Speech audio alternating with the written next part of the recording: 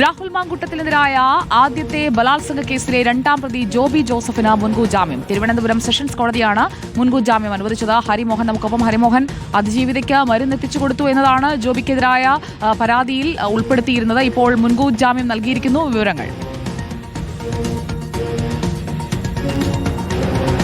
തീർച്ചയായിട്ടും ആ കുറ്റമാണ് ജോബി ജോസഫിനെതിരെ ചുമത്തിയിരുന്നത്. പക്ഷേ ഇതിനകത്ത് നേരത്തെ തന്നെ ജോബി ജോസഫ് വാദിച്ചിരുന്നത് ഗർഭചിത്രത്തിനുള്ള മരുന്ന് എത്തിച്ചു കൊടുത്തത് അതിജീവിതയുടെ ആവശ്യപ്രകാരമാണ് എന്നതടക്കമുള്ള വാദങ്ങളാണ്.